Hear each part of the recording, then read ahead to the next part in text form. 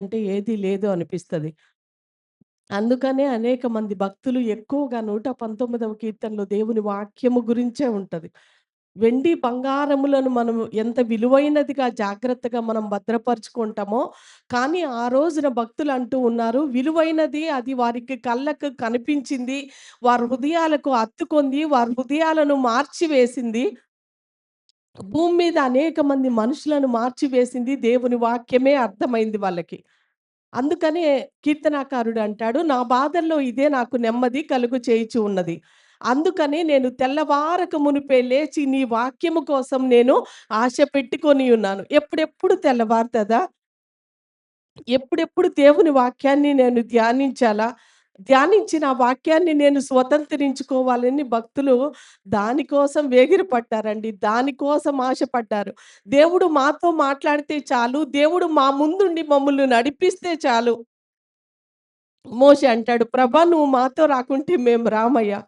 మనం ఎప్పుడైనా అలాంటి హృదయపూర్వకమైన ప్రార్థన చేశామండి?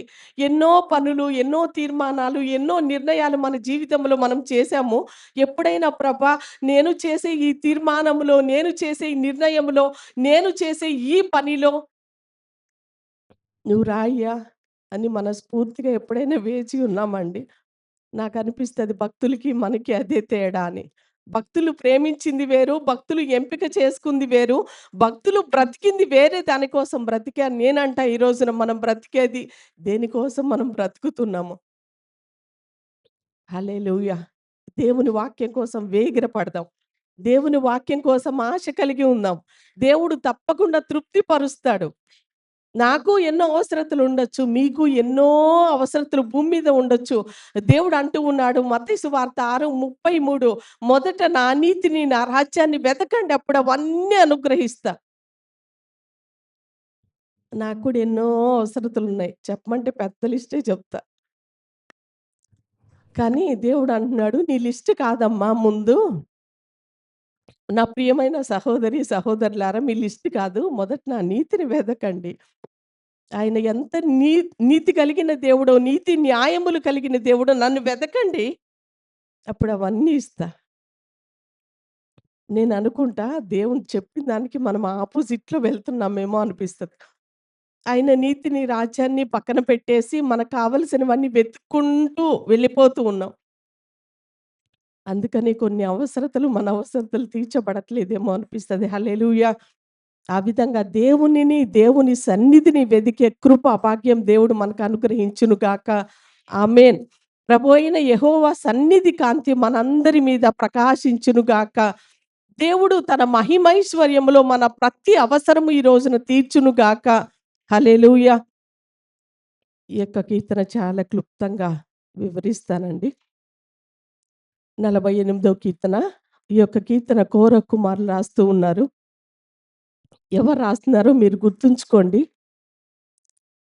రాసిన దాని వెనకాల వారి హృదయం ఎలా ఉందో, ఏ హృదయముతో వారు ఆ యొక్క మాటలు రాసారో, ఎలాంటి సందర్భంలో వారు రాసారో, అది చాలా ప్రాముఖ్యమైంది. ఈ యొక్క కీర్తనలో మొదటి వచనంలో చూడండి. మన దేవుని పట్టణము 1, 2 పరిశుద్ధ పర్వతము 3 రెండవ వచనంలో మహారాజు పట్టణము 4 సియోను పర్వతము 5 రమ్యమైన ఎత్తుగల చోటు 6 ఎనిమిదవ వచనానికొద్దాం. యెహోవా పట్టణము. అదే ఎనిమిదవ వచనంలో మన దేవుని పట్టణం. అలాగే తొమ్మిదవ వచనంలో నీ ఆలయము. ఈ యొక్క మాటలన్నిటికీ ఒకటే అర్థం. దగ్గర దగ్గర 6, 7 వచనాలు కోర కుమారులు వాడుతూ ఉన్నారు. రమ్యమైన, మిక్కిలి రమ్యమైన ఎత్తైన చోటు, మన దేవుని పట్టణము, ఆయన నివాస స్థలము, ఆలయము. దీనన్నిటికి ఒక్కటే సాదృశ్యము, ఒక్కటే గుర్తు గాడ్స్ ప్రెజెన్స్. దేవుని సన్నిధి. యెరూషలేం పట్టణం అనుకోవచ్చేమో కానీ, లిటరల్‌గా యెరూషలేం పట్టణం అనేది కాకుండా, మరి వీటన్నిటికి సాదృశ్యము ఏంటి అంటే, దేవుని సన్నిధి. కీర్తనల గ్రంథంలో ఒక చోట వాడబడతది. యెరూషలేమా నిన్ను ప్రేమించువారు వర్ధిల్లుతారు. ఎళ్లి మనం ఆ యెరూషలేముని ప్రేమిస్తే వర్ధిల్లుతామా? ఏంటి యెరూషలేం అంటే లిటరల్‌గా యెరూషలేం అని కాదు. దేవుని సన్నిధిని ఎవరైతే ప్రేమిస్తారో, దేవుని సన్నిధికి ఎవరైతే ప్రాముఖ్యతనిస్తారో అటువంటి బిడ్డలు వర్ధిల్లుతారంట. హల్లెలూయా! ఇక్కడ వాడబడిన ఈ మాటలన్నీ దేవుని సన్నిధికి గుర్తుగా ఉన్నాయి. పాత నిబంధన కాలంలో, పాత నిబంధన గ్రంథంలో దేవుని సన్నిధి, దేవుని మహిమ కొన్ని ప్రత్యేకమైన ప్రదేశాల్లో మాత్రమే దిగేది. మీకు ఐడియా ఉంటే వస్తది. దేవుని మహిమ దిగాలి అంటే దేవుడు మోషేతో మాట్లాడుతూ ఉన్నాడు. మోషే నేను మీ మధ్య నివసించాలి అంటే నాకొక ప్రత్యక్ష గుడారం మీరు కట్టండి. మోషే ప్రత్యక్ష గుడారం కట్టిన తర్వాత దేవుని మహిమ దాని మీదకొచ్చింది. అన్ని చోట్ల వచ్చేది కాదు పాత నిబంధన కాలంలో దేవుని సన్నిధి. దాని తర్వాత కాలంలో ఆలయంలో దేవుని సన్నిధిని చూస్తూ ఉన్నాం. అందుకనే ఆలయంలోనికి వెళ్లి హన్నా దేవుని సన్నిధిలో ప్రార్థిస్తూ ఉంది. ఆలయంలోనికి దేవుని సన్నిధి వచ్చేది. అలాగే సొలొమోను కట్టిన దేవుని ఆలయం పైన మీకు గుర్తుంటే దేవుని సన్నిధి, దేవుని ప్రభావము దిగి వచ్చిందంట ఆ రోజున. కానీ ఒక అర్థం ఏంటంటే, ఒక ఆశ్చర్యం ఏంటంటే, పాత నిబంధన గ్రంథంలోనేమో సంవత్సరానికి ఒకసారి మాత్రమే ఆలయానికి వెళ్ళే అవకాశం ఉండేది. కానీ ఈ రోజున దేవుడు మనకిచ్చిన అవకాశం ఏంటంటే, ఆ రోజుల్లో ఆయా వ్యక్తులపై ఏర్పాటు చేసుకున్న వ్యక్తులపై మాత్రమే దేవుని అభిషేకం వచ్చేది. ఏర్పాటు చేసుకున్న వ్యక్తుల ద్వారా మాత్రమే దేవుడు మాట్లాడేవాళ్ళు అందరితో కాదు. కానీ ఈ రోజున ఎంత అద్భుతం అంటేనండి, దేవుడు అంటూ ఉన్నాడు, ఎక్కడ ఇద్దరు ముగ్గురు కూడి ఉంటే అక్కడ నా సన్నిధి. ఎన్నో ఆలయాలు మారాం మనం అవునా కాదా? మొదటి మందిరం ఎక్కడ గుర్తుందా మీకు? మన మొదటి మందిరం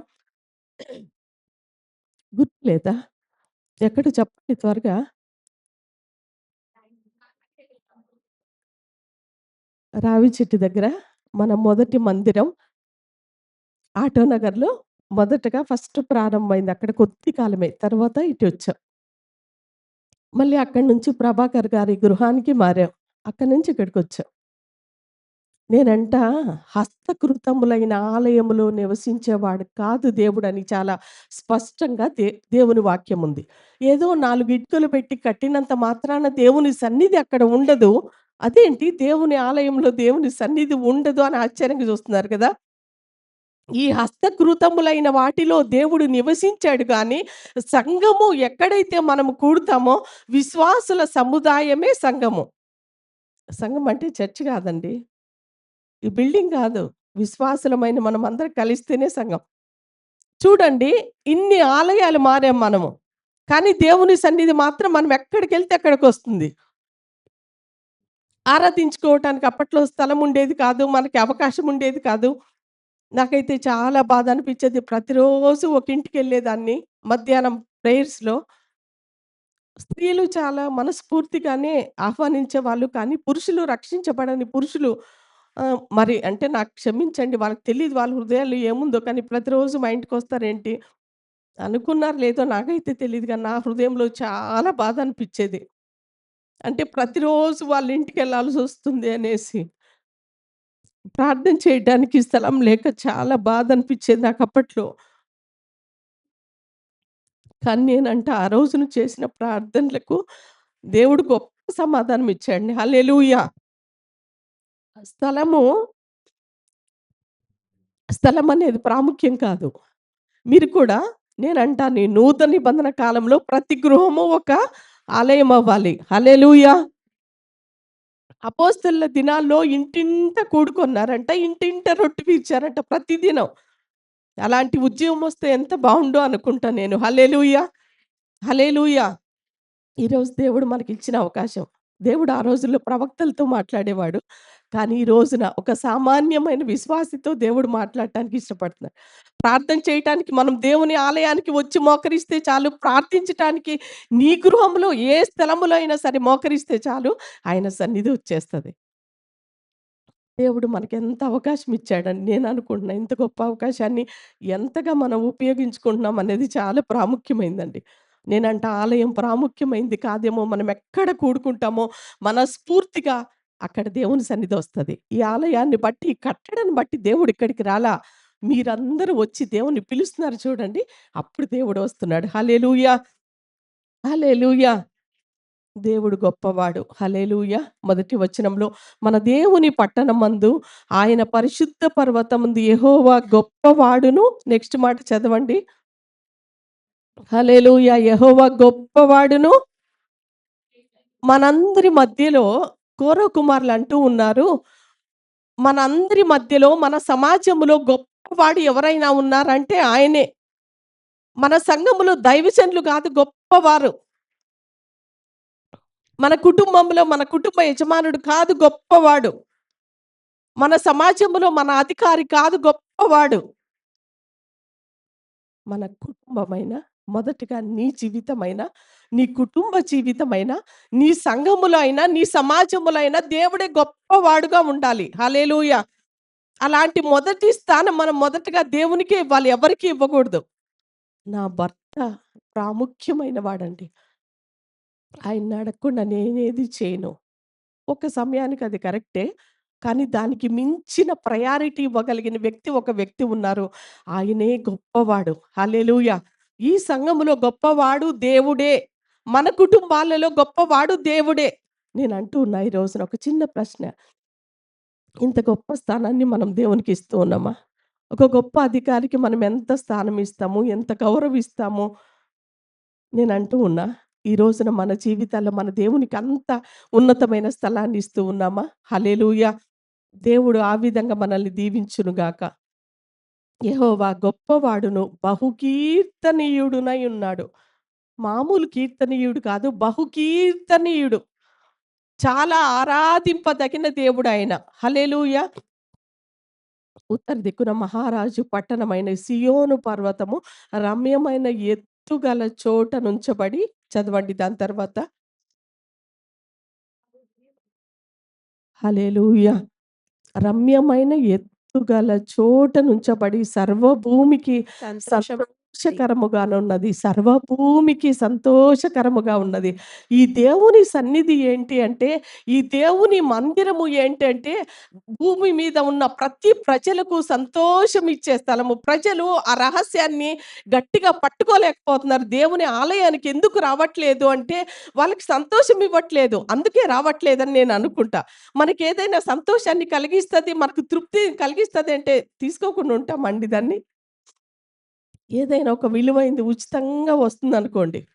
ఒక 10,000 పట్టు చీరలు ఫ్రీగా ఉచితంగా ఇస్తున్నారంటే ఎళ్లి లైన్‌లో నుంచుంటాం. నేను దైవజనులు నిన్న బయటికెళ్తా, పోరంకి ఎళ్తా ఒక లోపల స్ట్రీట్‌లోకి వెళ్తే అన్నదానము అని ఒక పెట్టి భోజనాలు పెడుతున్నారు. ఎక్కడెక్కడి నుంచో వచ్చేవాళ్ళు వస్తున్నారు, అట్లా ఆగిపోతున్నారు. ఉచితం భోజనం అనేసి. నేను అనుకుంటూ ఉన్నా, దేవుని సన్నిధి ఉచితమే మీరేం డబ్బులు కట్టొస్తున్నారా ఏంటి? కట్టట్లేదు కదా! మనమేమి శ్రమించట్ల, కష్టపడట్ల. దేవుడు ఆయనే ప్రయాసపడి దేవుడు ఇంత మంచి మంచి మందిరం ఇచ్చాడు. ఆయనే ప్రయాసపడ్డాడు. దీని వెనకాల ప్రయాస కూడా ఆయనదే ఉంది. ఇంత కష్టపడి సిద్ధపరిచి అన్నీ చేస్తే మనుషులకి సంతోషం ఈ స్థలము సంతోషం ఇవ్వని ఎడల వాళ్ళు రాలేరండి. ఘోర కుమారులు అంటూ ఉన్నారు. రమ్యమైన ఎత్తుగల చోట నుంచబడి సర్వభూమికి సంతోషమిచ్చుచు ఉన్నది. హల్లెలూయా! దేవదూతలు అంటూ ఉన్నారు. సర్వోన్నతమైన స్థలములలో దేవునికి మహిమయు, ఆయనకిష్టులైన మనుషులకు భూమి మీద సమాధానము. ఆయనకిష్టులైన మనుషులకు భూమి మీద ఏం కలుగుతదంట? హల్లెలూయా! దేవుని సన్నిధిని నువ్వెప్పుడైతే ప్రేమిస్తావో, దేవుని సన్నిధికి ఎప్పుడైతే ప్రయారిటీ ఇస్తావో నీ జీవితంలో సంతోషమే. నిజంగా చెప్తున్నానండి. దేవుణ్ణి ప్రేమిస్తే, దేవుని సన్నిధికి మొదట ఫస్ట్ ప్రయారిటీ ఇస్తే, ఖచ్చితంగా దేవుడు నీ జీవితంలో సంతోషం నువ్వనొచ్చు ఈ రోజున. ఇప్పటిదాకా నాలో సంతోషం అనేది నా నుంచి దూరం చేయబడిందండి. ఎన్నో విషయాల్లో బాధపడుతున్నా, ఇబ్బంది పడుతున్నా, సంతోషం అనేది నాలో లేదు. నాకున్న పరిస్థితులను బట్టి దుఃఖం తప్ప ఏమి లేదని నువ్వంటావేమో. ఖచ్చితంగా ఒక పీరియడ్ ఉంటది. ఆ పీరియడ్ గుండా మనం ప్రతి ఒక్కరు ఎళ్ళాల్సిందే. నాకు కష్టం. నా వల్ల కాదు. నేనెళ్ళలేను. నా వల్ల కాదు. ఇంకా ఎన్ని సంవత్సరాలు ఈ కాలాన్ని నేను అనుభవించాలి? ఏమో! దేవుడు ఎన్ని సంవత్సరాలు పెట్టాడో అలా దుఃఖ దినాలు నీ జీవితంలో తప్పకుండా అనుభవించాల్సింది. నా వల్ల కాదంటే కుదరదు. కానీ నాకు మాత్రం తెలుసు దేవుని సన్నిధిలో ఎంత ఎక్కువగా శ్రమ పడతారో, దేవుని సన్నిధిలో అన్యాయముగా ఎంతగా హింస పెట్టబడతారో, బాధించబడతారో ఖచ్చితంగా కళ్ళారా చూసే కృపిస్తాడండి. ఎప్పుడు మనం ఆయనందు విశ్వాసం ఉంచినప్పుడు, నిరీక్షణ ఉంచినప్పుడు, మన పితరులు దేవుని యందు నిరీక్షణ ఉంచారు. 25 సంవత్సరాలైంది అబ్రహాం జీవితంలో వాగ్దానం చేయబడేది జరగలేదే. టెస్టింగ్ పీరియడ్ ప్రతి ఒక్కరికి ఉంటదండి. మీరనుకోవచ్చు, పాస్టమ్మ గారు మీరేంటి పాస్టర్ గారు, పాస్టమ్మ గారులుగా మీకేం తక్కువ, మీకేం కొదువ అన్నీ బానే ఉన్నాయిగా అని మీరనుకోవచ్చు. మీకంటే ఎక్కువగా నేను చెప్పగలను. శ్రమలు, ఇబ్బందులు, బాధలు, కొరతలు, కష్టాలు. మీరంటారేమో మీకేం లేవు అంతా ఫ్లెక్సిబుల్‌గా, కంఫర్టబుల్ బావున్నారని. మీరు నాతో పాటు నుంచే మీకంటే ఎక్కువగా నేను చెప్పగలనేమో. ప్రతి ఒక్కరికి ఉంటాయండి శ్రమలు. ప్రతి ఒక్కరికి ఉంటాయి కష్టాలు. కానీ ఎవరైతే నిరీక్షణ ఉంచుతారో, ఆ నిరీక్షణని దేవుడు ఘనపరుస్తాడు. హల్లెలూయా! దాని కింద 2 వచనాలు చదువుకుంటూ వెళ్దాం. ఎవరైనా మైక్ ఉన్నవారు చదవండి. రాజులు కూడిరి, వారేకముగా కూడి వచ్చిరి. వారు దాని చూచిన వెంటనే ఆశ్చర్యపడిరి. భ్రమపడి త్వరగా వెళ్ళిపోయిరి. వారచ్చట నుండగా వణుకును ప్రసవించు స్త్రీ వేదనయు వారిని పట్టెను. తూర్పు గాలిని లేపి తార్షీషు ఓడలను నీవు పగలగొట్టుచున్నావు. సైన్యములకు అధిపతి యెహోవా పట్టణమందు, మన దేవుని పట్టణమందు మనము విన్నట్టుగానే జరుగుట మనము చూచియున్నాము. దేవుడు నిత్యముగా దానిని స్థిరపరచియున్నాడు. హల్లెలూయా! ఈ యొక్క 48వ కీర్తనలో ఆ 3 వచనాలు ప్రత్యేకంగా ఉన్నాయి. దాని కింద 3 వచనాలు చాలా ప్రత్యేకంగా ఉన్నాయి. దేవుని సన్నిధిని ప్రేమించే వారి జీవితంలో దేనిని బట్టి వాళ్ళు సంతోషిస్తారు అనే వచనాలు కింద ఉన్నాయి. కానీ దేవుని సన్నిధిలో కొంతమంది వ్యతిరేకులుగా ఉంటారు చూడండి. దేవుని సన్నిధికి వ్యతిరేకంగా ఉంటారు.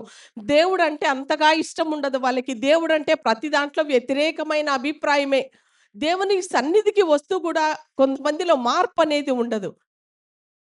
అటువంటి వారంట ఏకముగా కూడి వచ్చారు. వారు దాన్ని చూచిన వెంటనే ఆశ్చర్యపడ్డారట.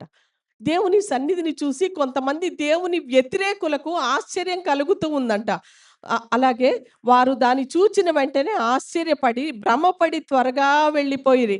వారచ్చట నుండగా వణుకును ప్రసవించు స్త్రీ వేదనయు వారికి పట్టెను. దేవుని సన్నిధిలో దేవునికి వ్యతిరేకంగా నిలబడితే ఏమి చేయలేమండి.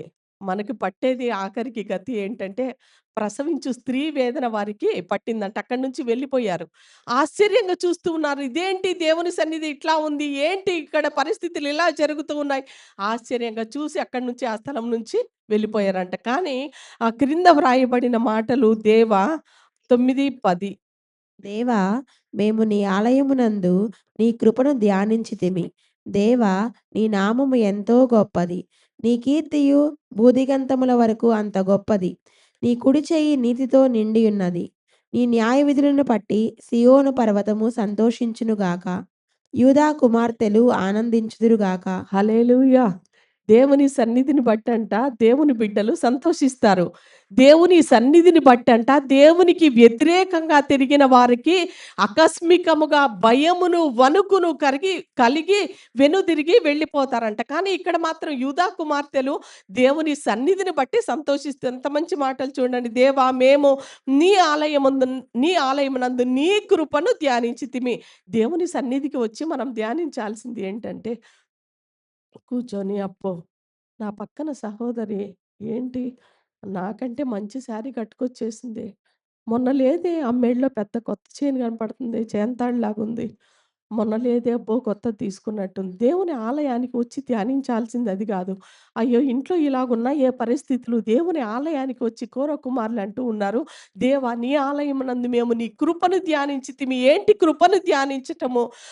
పౌలు అంటూ ఉన్నాడు హింసకుడను, దూషకుడను అయినను ఆయన ఉచితమైన కృప నా మీదికి వచ్చినది అని దేవుని కృపను బట్టి ఆయన ధ్యానిస్తూ ఉన్నాడు.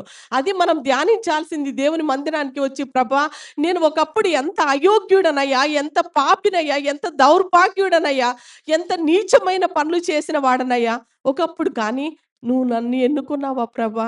ఈ పరిశుద్ధమైన మందిరములో దేవుని బిడ్డలతో నివసించటానికి నాకెంత కృపనిచ్చావయ్యా! దేవుని మందిరానికొచ్చి ధ్యానించాల్సిందండి. పక్క వాళ్ళతో మనకెందుకండి? పక్క వాళ్ళు ఎవరికి ఎలా కట్టుకుంటే మనకెందుకు? శరీర సంబంధంగా ఎప్పుడు ఆలోచించకూడదు. శరీర సంబంధులం కాస్త ఆత్మ సంబంధమైన దానిలోనికి మార్చబడాలి. అందుకనే రోమీయులకు రాసిన పత్రికలో పౌలు అంటాడు, శరీరానుసారులు శరీర విషయాల మీద మనస్సుంచుతారు.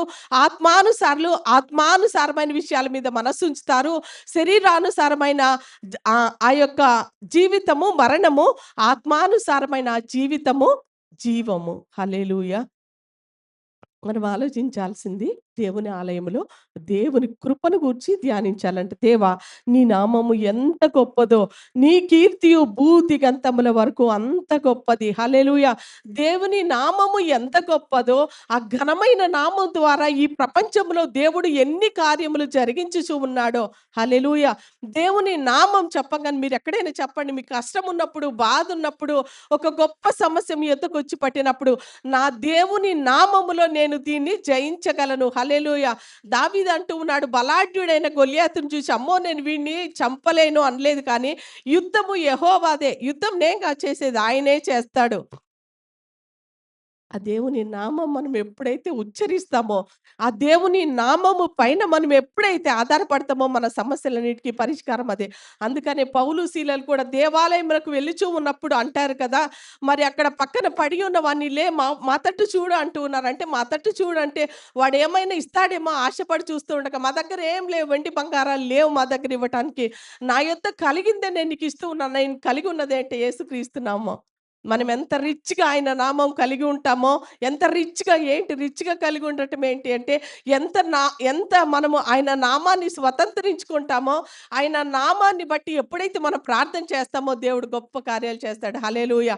ఆయన నామము ఎంత గొప్పదో, ఆయన కీర్తి కూడా ప్రపంచమంతా కూడా అంతే గొప్పది. ఎందుకంటే ఆయన నామమును బట్టి ఆయన బలమైన కార్యములు జరిగించే దేవుడు. ఆఖరి మాట సియోను పర్వతము సంతోషించునుగాక, యూదా కుమార్తెలు ఆనందించుదురుగాక. పొద్దున్నే లెగవంగానే మీకెప్పుడైనా సంతోషం కలిగిందా దేవుణ్ణి బట్టి? పొద్దున్నే లెగంగానే సంతోషంగా మనస్ఫూర్తిగా ప్రభా! నీకు స్తోత్రం అని సంతోషంగా ఎప్పుడైనా చెప్పామా? లెగంగానే ఏదో ప్రేయర్ చేయాలి. అబ్బా! చల్లగుంది ఎందుకులే లెగంగానే ప్రార్థన చేయాలని భారంతో మనం చేస్తున్నామా? లేదంటే మనము దేవుని సేవించే విషయంలో సంతోషంగా ప్రభువుని సేవిస్తూ ఉన్నామా? ప్రభువుని బట్టి యూదా కుమార్తెలు సంతోషిస్తూ ఉన్నారంట. ఆనందిస్తూ ఉన్నారంట. కొన్నిసార్లు మనం కట్టుకున్న గృహాన్ని పదే పదే చూస్తూ ఎంత సంతోషమో, కానీ ఆ గృహం ఒక రోజున మన యొద్ద నుంచి తీసివేయబడతది. కష్టపడి నువ్వు కట్టుండొచ్చు. నీ రెక్కలు ముక్కలు చేసుకొని కట్టుండొచ్చు. కానీ రేపొద్దున వేరే వాళ్ళు దాన్ని అనుభవిస్తారే. ఒక వ్యక్తి నువ్వు అంతగా ప్రేమిస్తున్నావు. భర్తని ప్రేమించాలి, బిడ్డల్ని ప్రేమించాలి నేను కాదలా దేవుడే చెప్పాడు. కానీ అంతగా మనస్ఫూర్తిగా నువ్వు ప్రేమించే భర్త ఒక రోజు నీకు దూరం అవుతాడే.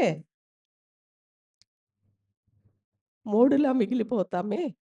ఇద్దరుగా కలిసి జీవిస్తూ వెళ్తూ ఉంటాం. ఎప్పుడు ఇద్దరే ఉండలేమండి. నేను వదలను నా భర్తనంటే కుదిరిద్దా? వదలాల్సిందే.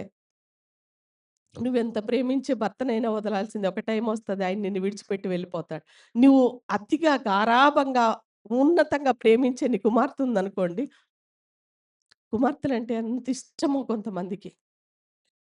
ఒకామంట కూతురంటే ప్రాణమంట అసలామెకి. ఎటెళ్ళినా కూతుర్నే చూస్తా ఉంటదంట. ఆ పిల్లకేమన్నా అయితేమో, అమ్మో! నా నా కూతురు, నా కూతురు, నా కూతురు అని. అలా ప్రేమించే కూతురిని ఒకరోజు అల్లుడొచ్చాడు తీసుకెళ్ళిపోయాడు. అల్లుడు. ఎవరో లేపుకెళ్ళిపోలా అల్లుడు. అల్లుడొచ్చి తీసుకెళ్ళిపోతాడు గదా! అందుకని ఆడపిల్లల మీద ప్రేమ పెట్టుకోవద్దండి. ఎందుకు ప్రేమ పెట్టుకోవద్దంటే, ఆడపిల్లే గాని ఏడపిల్ల గాదు. ఆడపిల్ల ఆ పిల్ల. ఏడపిల్లేం గాదు. మనమెప్పుడు ఏడపిల్లే అనుకోని గట్టిగా మా అమ్మ, మా అమ్మ అంటాం. అలా విడిచిపెట్టి వెళ్ళిపోయే వాటిని ఎక్కువగా ప్రేమిస్తున్నామా? దేవుని సన్నిధి నిత్యము ఉండే దేవుని సన్నిధిని మనం ప్రేమిస్తున్నామా? లేక 2, 3 సంవత్సరాల తర్వాత ఒక వ్యక్తి వస్తే మనకెంత సంతోషముంటది. సోను రేపొద్దున 2 ½ ఇయర్ తర్వాత వస్తాడేమో అనుకుంటున్నా దేవుని చిత్తమైతే. మాకెలా ఉంటది? నేనంటాను అదే సంతోషం ప్రతి ఉదయమున వస్తుందా దేవుడిని బట్టి? దేవానికి స్తోత్రం. పిల్లలెప్పుడైనా విడిచి వెళ్ళిపోతారండి. నేను మా అక్కతో అనేదాన్ని, మా అక్క వాళ్ళ అబ్బాయి అమెరికాకెళ్ళినప్పుడు వాడి గురించే 2 రోజులు తలంచా. అయ్యో! పిల్లల్ని ఇంత కష్టపడి పెంచుతాం వెళ్ళిపోతారే అని చెప్పేసి. నేనన్నా, "గ్రేస్ నువ్వు అట్లా అంత ధైర్యంగా ఎలా ఉండగలిగావు? వాడు వెళ్ళాక నీకు దిగులు రావట్లేదా?" అని అంటే మా అక్క ఒక మంచి మాట చెప్పింది. బిడ్డలు మన బిడ్డలే కష్టపడి మనకంటాను కానీ, దేవుని చిత్తం వాళ్ళ పట్ల ఏదుందో, ఆ దేవుని చిత్తానికి మనం వదిలేయాలి గదా! మన ప్రేమ వాళ్ళకి అడ్డు రాకూడదు కదా! అంది. ఆ మాట నన్ను గట్టిగా పట్టుకుంది. నేను అనుకునేదాన్ని, సోను, సోను అయినా, కరిష్మా అయినా ఇద్దరైనా నాకొక్కటే, ఎవరు ఎక్కువ కాదు. సోను ఒకవేళ అలా వెళ్ళిపోతే నేనసలు తట్టుకోలేను. నా హార్ట్ అసల ఉంటదా అన్నంత పరిస్థితి చెప్పాలంటే. పిల్లల్ని చాలా ఎక్కువగా ప్రేమిస్తాను నేను. ఎందుకంటే దేవుడిచ్చిన బిడ్డలు. లేనప్పుడు ప్రభా నాకు పిల్లలు గావాలి అని అడిగా. 4 సంవత్సరాలు పిల్లలు లేరు. బాబు పుట్టి చనిపోయిన తర్వాత నాకు చాలా ఇష్టం పిల్లలు. చాలా ప్రేమిస్తా వాళ్ళని. నేను అనుకునేదాన్ని సోను ఎళ్తే నేను ఉండలేను అనేసి. కానీ మా అక్క ఆ మాట అన్నప్పుడు ఆ మాట నిజమే గదా! దేవుని చిత్తాన్ని మనం కన్నాము, ప్రేమిస్తున్నాము. దేవుని చిత్తం ఎక్కడుంటే అక్కడికి వెళ్ళిపోతారు. వదలాలి గదా! మన ప్రేమ ఆటంకం అవ్వగూడదు వాళ్ళకి. నిన్న మొన్న కూర్చొని అనుకుంటున్నా. నేనసలు ఉండలేను. అసలు ఎయిర్‌పోర్ట్ నుంచి వచ్చాక అదొకలాగా అయిపోయింది నాకు అయోమయంగా. సోని ఎళ్ళిపోంగానే. ఇంకా పాలు మేమిలా బాధపడుతూ ఉంటామని డైరెక్ట్ ఇంటికి కూడా తీసుకురాకుండా హోటల్‌కి తీసుకెళ్ళాడు. అది మర్చిపోవటానికి. నాకప్పుడు అనిపించింది దేవుడు ఎంత గొప్పవాడో. ఆయన గొప్పవాడు అనేది మనకర్థమైనప్పుడు భూమి మీద టెంపరరీ అశాశ్వతమైన వాటిని మనం ప్రేమించలేం. హల్లెలూయా! దేవుడు ఆ మనసిచ్చినందుకే దేవుడిని బట్టే వస్తదండి ఆ మనసు ఏదైనా. ఈ రోజున నువ్వు దేన్ని గట్టిగా పట్టుకున్నావో, దేన్ని గట్టిగా పట్టుకొని ప్రేమిస్తున్నావో నేను అంటున్న ప్రేమించు కాదంట్ల కానీ దానికి మించి ప్రేమ దేవుని పట్ల ఉంచు. 14 వచనంలో ఈ దేవుడు సదాకాలము మనకు దేవుడై ఉన్నాడు. మరణం వరకు ఆయన నడిపించును. హల్లెలూయా! ఈ దేవుడు ఎప్పటిదాకా దేవుడండి. కొంతమందికి దేవుళ్ళు నేను డైరెక్ట్‌గా చెప్పలేను. లైవ్ ఎళ్తుంది గానీ, కొంతమందికి దేవుళ్ళు కోట్ల కొలది ఉన్న సీజన్‌కొక దేవుడు, పరిస్థితికొక దేవుడు, ఒక సందుకొక దేవుడు, ఒక పుట్టొక చెట్టుకి ఎన్నో దేవుళ్ళు. కానీ ఈ దేవుడు సదాకాలము బ్రతికింది మనం పుట్టింది మొదలుకొని మరణించే వరకు ఆయన దేవుడు. హల్లెలూయా! మరణం వరకు నడిపించే దేవునికి మహిమ కలుగును. మన కుటుంబాల్లో ఆయనే గొప్పవాడుగా, ఆయనే స్తోత్రార్హుడుగా, కీర్తనీయుడుగా ఉండును గాక. ఆమేన్. దేవుడు ఈ చిన్న మాటలు దీవించును గాక.